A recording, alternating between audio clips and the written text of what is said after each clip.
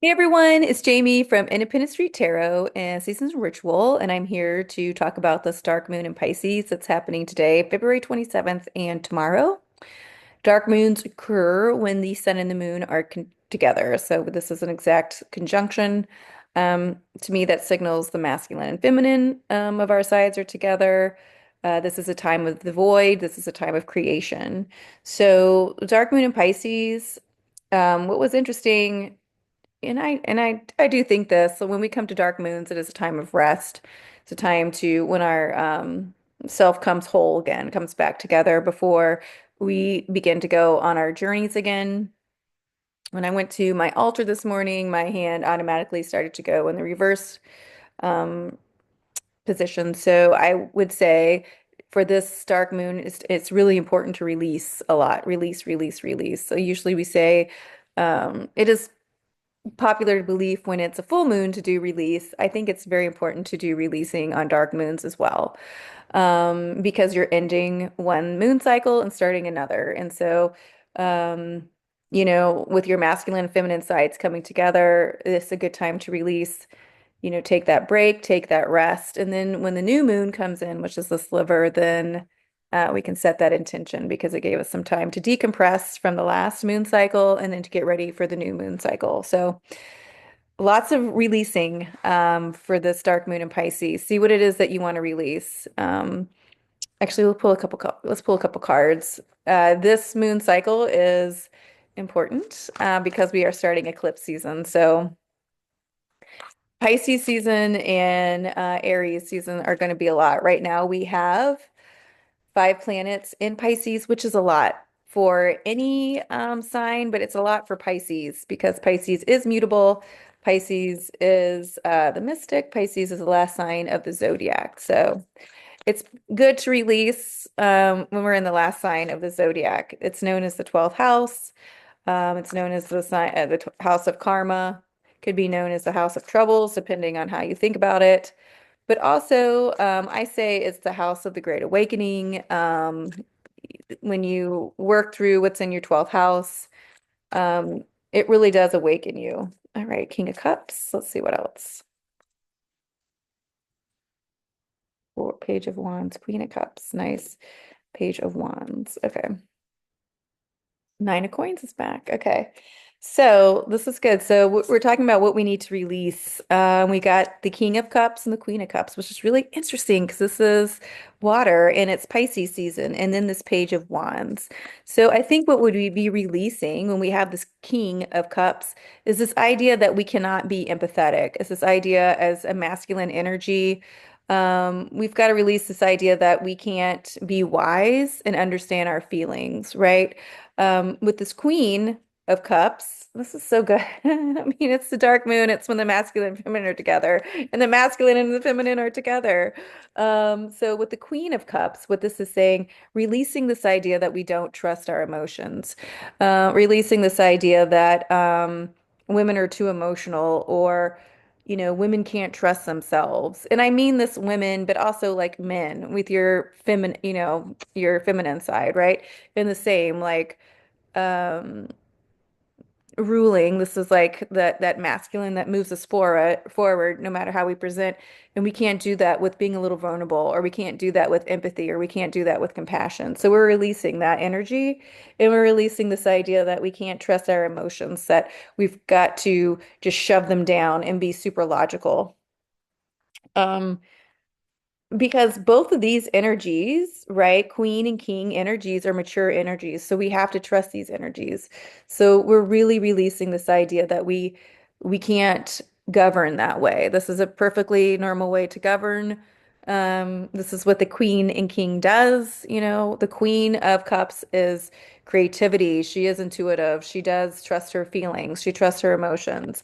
And the King of Cups, he rules, he moves things forward by being compassionate and understanding that, yes, people do have feelings and, we need to create new things and we can do that, but he can't stop the kingdom just for one person, right? And one person's feelings. So that could be the other thing. Don't, how can I say this? That makes sense. You can keep ruling your kingdom even if other people are upset. right? Don't stop. A lot of times as women or just even as nurturers, if one person's upset, we've got to stop everything and put all our attention on one person, right? To make sure they're okay. And once they're okay, we can keep the classroom moving or the job going. And this is saying we've got to stop doing that. We've got to keep moving our kingdom, even if some other people are upset, okay? And we've got to trust ourselves in that. What we're leaving behind with the Page of Wands. This page energy is unjaded. So this would be leaving behind that we can't be passionate, that we can't see the future, that we can't hope for something that lights us up. Okay. So leave that behind. We need to light things up. We need to see the bigger picture. We need to see where our passions and desire lie, right? So anything that's holding you back and that we need to leave that behind. And then this Nine of Coins comes in, and the Nine of Coins is saying, the Nine of Coins is about not being in codependent relationships. You know, King and Queen of Water, Pisces is known to be highly codependent. Not saying that if you're a Pisces you are, but that's part of that lower Pisces illusion. And that's what we're getting out of. We're getting out of being codependent. We're getting out of this childish idea that the only way things are super passionate is if we're super codependent on people. Um, you know, we want to go to this interdependence where we're in these healthy relationships with ourselves and with others.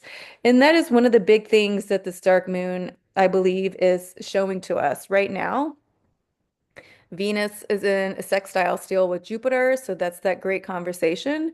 Venus is sitting in Aries in her power, so she's very self-assured. She knows who she is. And again, the she part is um, that feminine energy that we all have as a masculine and a feminine. And what's really important to point out is that she's parallel with Eris, right? And Eris is that planet of discord. And she's been coming in really strong lately. Remember, Eris threw in the apple to the fairest, and it basically started the Trojan War in mythology. And right now, she too has thrown the apple, and in our society right now, and we're noticing who thinks they're the best, who thinks they deserve the golden apple, and to hell with everyone else. But it's also showing how we have to see through the illusion of these people. We have to see through the power that we give these people, right? And that is where Mars is. Mars is now, he was squaring Saturn. He's not anymore. Let me see where he is actually. The sun and the moon are squaring Jupiter, but Mars right now is trining Saturn. So again, that is that good conversation. Saturn is telling Mars, it's time to move forward. You've got to get out of this lower illusion. And again, Mars is still squaring Chiron. Chiron is in Aries, and I don't think I mentioned that last time. Mars rules Aries. Venus is sitting in Aries. Okay, Chiron usually represents that wound, but now it represents what we're healing, right? And so it is important because Venus is standing there in her power. She's parallel Eris. Um, Mars is having this conversation with Saturn, which is the father, that father energy, time. And it's saying the time is now, okay? Like you can move beyond what you think your wound is. You can move beyond um, places where you thought that was the limit, because that's part of that illusion that we're all moving past. This page energy, when it's in its lowest, is immature. It's immature, right? And so wands is fire, so we're talking about Mars. Um, and so it's saying you can't keep being an immature Mars, right? You've got to be a mature Mars. We've got to be mature kings and queens, right? Especially when it comes to our feelings, especially when it comes to our emotions. The sun and the moon are squaring Jupiter. Jupiter is again what expands. Jupiter is fire.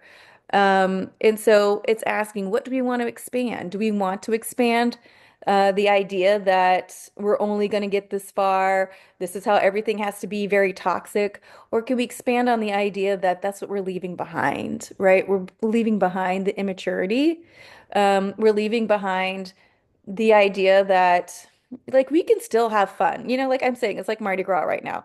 People are acting, bananas and it's hilarious, right? But and you can still be mature, it's not just like, oh, like I don't know. I can't give a good example right now because I'm thinking of lots of different things. But like my friend tonight is riding in a parade. It's Muses. Stephanie's on float 9, and so she was like, "Where are you going to stand?" I told her, and I said, "I'm going to try to fashion a shoe to my head." Okay, is that mature? I don't know. You know what I mean? It's fun, right? So we can be mature and have fun, right?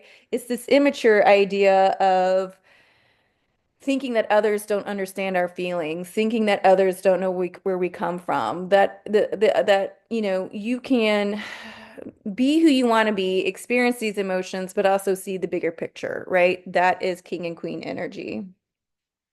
That is being in interdependent relationships.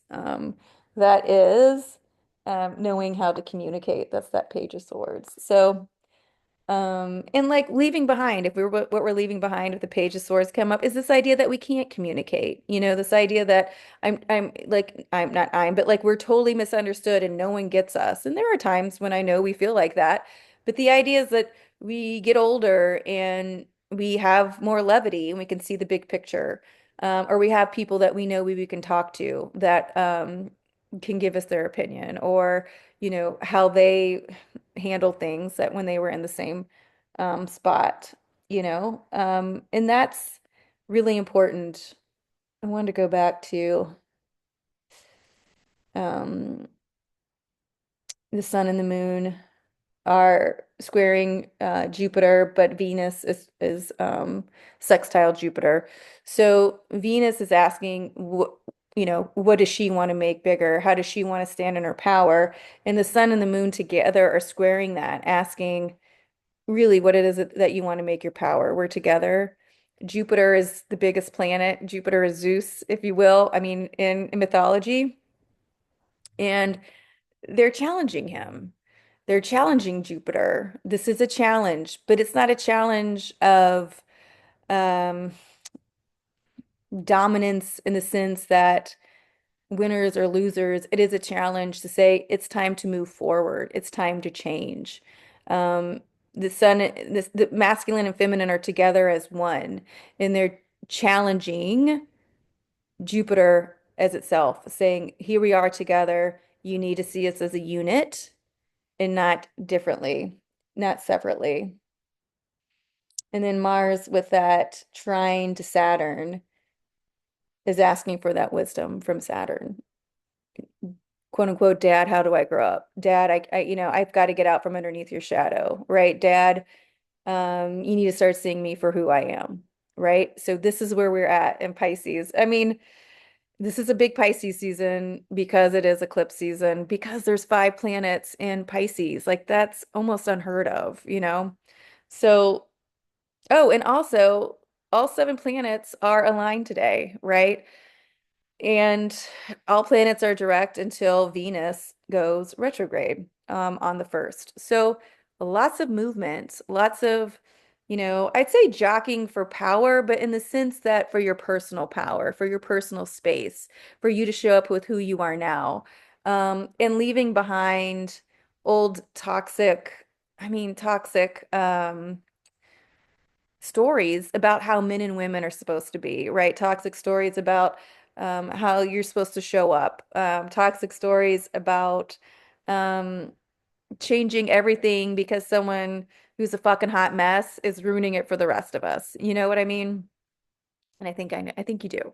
So, so work with this energy of release right now with this dark moon when you're at rest, as we're getting out of you know, the Aquarius season and into Pisces season. And then let's pull a couple cards for what we want to bring in. Oh, well, Six of Wands. More fire, baby. Let's see. That Six of Wands is victory. We do want to bring in the victory. Again, I'm using the Hong Kong Tarot. It is. Maybe that's what we're just bringing in. And let's see if anything else comes up. Oh, Ten of Coins, abundance. Let's see, one more.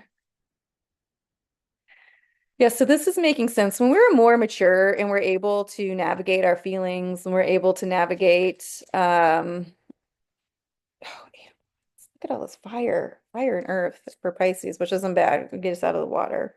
Page of Coins. That's the manifester. But when we are leaving behind that toxic, um, patriarchal views, this is what men and women are supposed to do. No one's listening to me, just like I always say, like 13, 12-year-old energy, then we are victorious because we do speak about things differently. We do feel things differently. We do allow our hearts to reopen. Ten of Coins, bringing in abundance. Um, Abundance, also knowing our angels and ancestors are looking over us. Eight of Wands is interesting that comes in because that Eight of Wands is energy moving quickly. And it is eclipse season, so things eclipse in and eclipse out overnight, right? So get ready for this. And then again, this Page of Coins, that's good. This Page of Coins is the manifester, right? Because page energy, when it's moving forward, is unjaded. And it's like, yeah, I could do that. It's that young energy that it makes us excited. So get ready for a good Pisces season, especially with these five planets in there, North nodes in Pisces. It is about seeing through the illusion, friends. It is about seeing past the headlines, about old stories, whatever they may be, friendships, jobs. I mean, we've got all these coins, right? So it's time to see ourselves as more abundant than ever before. Friendships, jobs, love relationships, family. We pulled the 10 with the 10 of Pentacles. That's family, that's ancestors. We've got to see beyond that illusion. We've got to see beyond that. And I remember a couple of years ago, I was talking about working with the ancestors, working with our healthy ancestors. But the ancestors, as much as they appreciate that we hold them in reverence, they also want us to do new things. They do want us to learn new things. They do want us to think differently.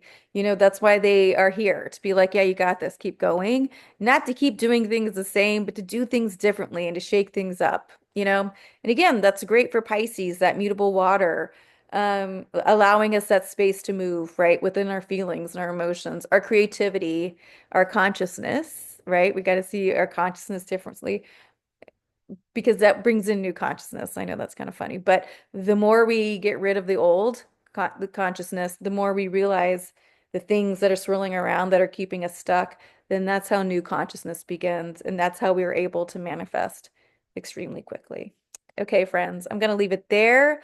I hope everyone has a beautiful, quiet, or maybe in my case, not so quiet, dark moon in Pisces. Um, I will say when there's things like this, I do give myself that time to meditate and be grateful and tell the universe what I am consciously releasing. And then in a couple days, when we hit that new moon energy, I will tell the universe what I'm consciously intending and manifesting and bringing in for this moon phase. So I hope you guys all do the same. If you have any questions, please reach out. You can get in touch with me here on YouTube, Instagram, my website, of course. And then I am on Bluesky. I keep touting my Bluesky. I really haven't posted anything on it, but I'm there. I am there. I am there. So I hope you guys have a great Thursday, a great dark moon, and I will see you soon.